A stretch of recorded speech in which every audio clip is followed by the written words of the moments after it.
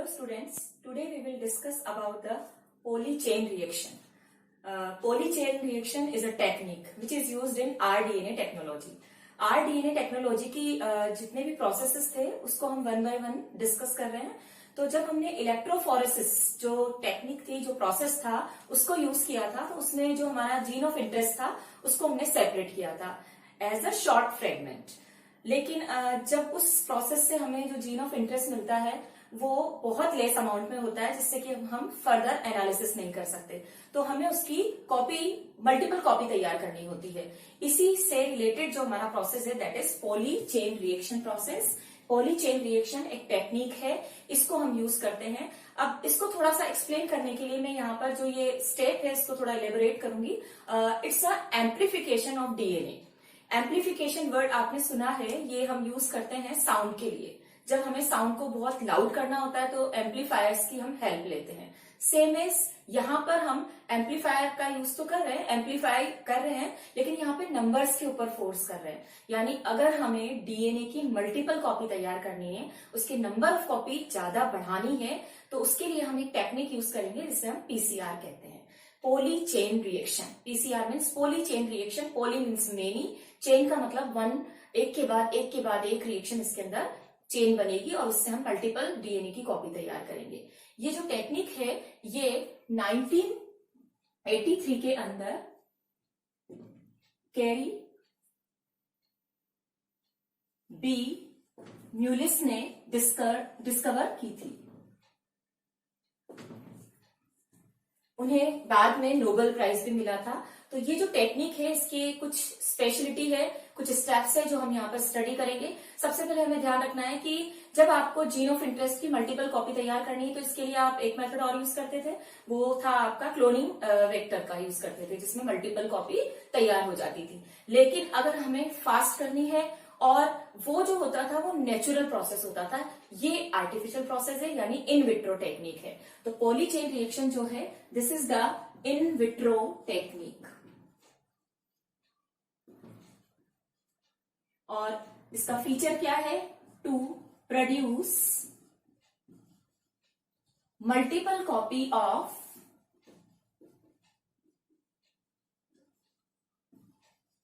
Gene of interest.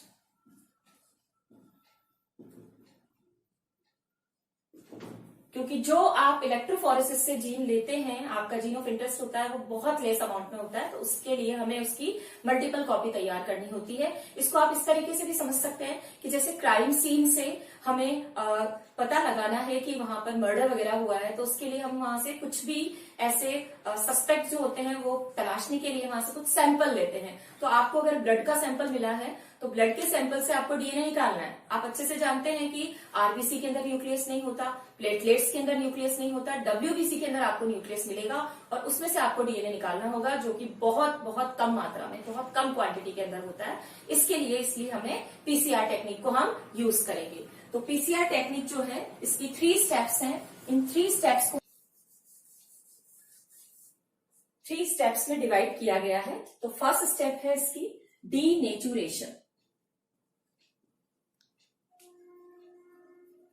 Second step is annealing,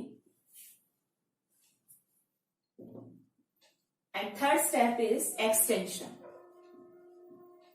तो first we discuss the denaturation process. PCR का जो denaturation process है, what is the meaning of denaturation here? Separation of DNA. Separation of DNA strand.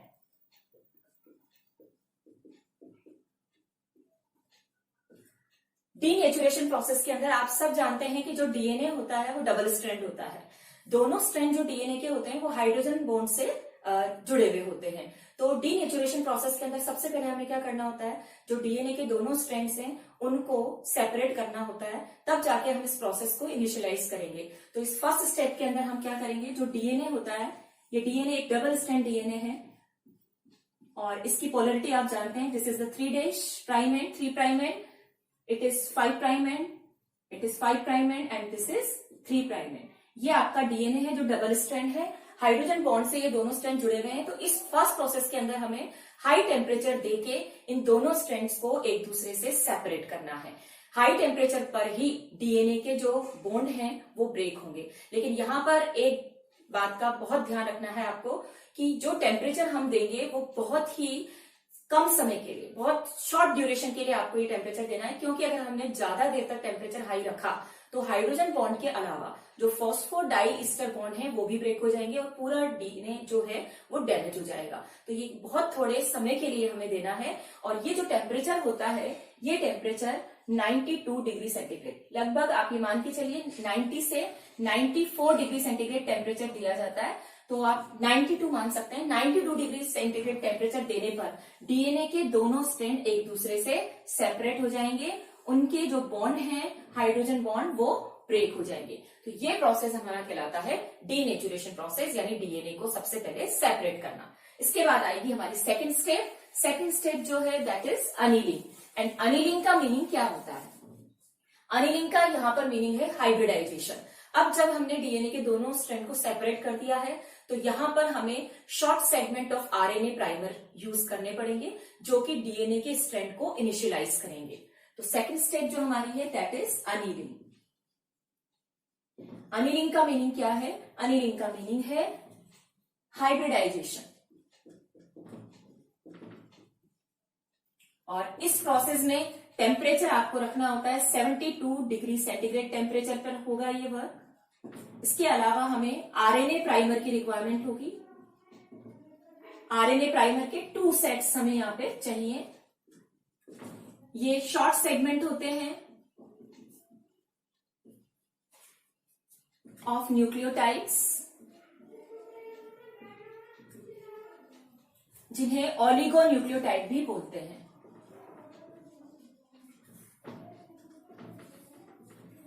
ये दोनों जो set हैं इनको जो डीएनए है उनके स्ट्रैंड पर हाइब्रिडाइज किया जाता है।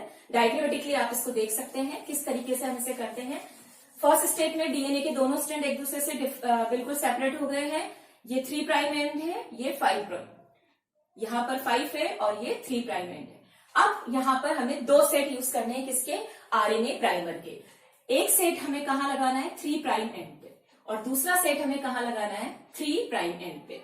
इसकी पोलरिटी क्या होगी? 5 prime end to 3 prime end, और इसकी पोलरिटी होगी 5 प्राइम एंड हियर 3 से 3 प्राइम एंड। यहाँ पर ये बात बहुत ध्यान रखने वाली है कि जो भी आरएनए प्राइमर के सेट आपने यूज किए हैं उनको किस डायरेक्शन में लगाना है, क्योंकि आप जानते हैं डीएनए के स्ट्रैंड को बनाने के लिए हमें डीएनए पॉलीमरेज एंजाइम की रिक्वायरमेंट होगी, और ये एंजाइम हमेशा कौन सी डायरेक्शन में वर्क करता है? 5 से 3।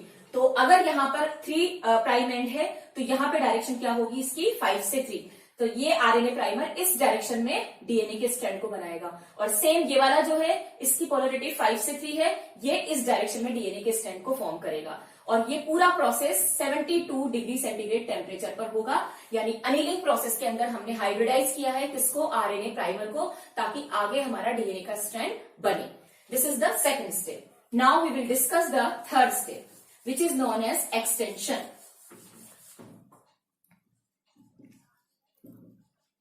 एक्सटेंशन जो स्टेज आएगी उसमें हमें एक special thermostable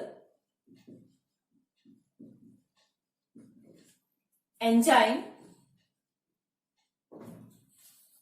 known as Taq polymerase का यूज करना है। ये एंजाइम थर्मोस्टेबल है क्योंकि ये पूरा प्रोसेस हाई टेम्परेचर में हो रहा है। नॉर्मली जितने भी एंजाइम काम करते हैं वो डीनेचुरेट हो जाते हैं हाई टेम्परेचर पर, लेकिन ये जो एंजाइम है ये निकाला गया है थर्मस एक्वेटिकस बैक्टीरिया से, जो कि एक आर्की बैक्टीरिया है, हॉट स्प्रिंग्स में रहता है, हाई टेम्परेचर को बेयर कर सकता है। उससे ये एंजाइम निकाला गया है ताकि वो यहाँ पर डीएनए के स्ट्रैंड को फॉर्म करे। तो इस एंजाइम का नाम है टेक पॉलीमरेज। बैक्टीरिया जिससे ये निकाला गया है उसका नाम आपको ध्यान रखना है थर्मस एक्वेटिकस। ये बैक्टीरिया आर्की बैक्टीरिया है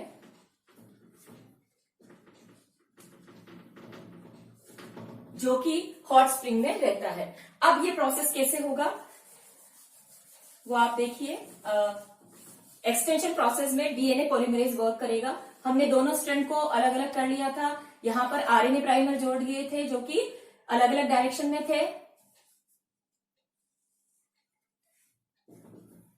अब जैसे ही यहां पर एक्सटेंशन का प्रोसेस स्टार्ट होगा। इसमें हमें यूज करना है एंजाइम टैक पॉलीमरेज, जो कि न्यूक्लियोटाइड्स को सीक्वेंस में जोड़ता चला जाएगा। एक के बाद एक न्यूक्लियोटाइड इस प्राइमर के पीछे ऐड होते चले जाएंगे। सेम एज यहां पर भी ऐड होते चले जाएंगे, ये देखिए इस तरीके से। और जो आपने स्टार्टिंग में एक डीएनए का स्ट्रैंड देखा था, अब आपको 2 डीएनए के स्ट्रैंड यहां पर मिल गए। ये पूरा प्रोसेस का जो टाइमिंग है, इस पूरी एक साइकिल को, यानी एक डीएनए से हमने 2 डीएनए बनाए, इस पूरी साइकिल में 2 मिनट्स का टाइम लगता है। 2 मिनट में आपके 2 डीएनए बन जाएंगे और अप्रोक्सीमेटली 40 मिनट्स के अंदर, 40 मिनट्स के अंदर यानी 20 साइकिल अगर अपन माने, 1 million copy of DNA prepared. और अगर आवर्स में माने, कुछ सम आवर्स में आपको बिलियन ऑफ कॉपी डीएनए की मिल जाएगी। तो ये पूरा प्रोसेस इन विट्रो है जो लेबोरेटरी के अंदर हुआ, और इस पूरे प्रोसेस में बहुत कम समय लगता है। 40 मिनट्स के अंदर आप देखिए आपको मिलियंस ऑफ कॉपी तैयार हो जाती है, और कुछ घंटों में हम बिलियंस ऑफ कॉपी तैयार कर लेते हैं। It's a very fast technique. तो अभी जो भी चेकिंग होती है डीएनए का, जो भी हम रेप्लिकेशन का प्रोसेस करते हैं, वो पीसीआर मशीन के थ्रू ही होता है।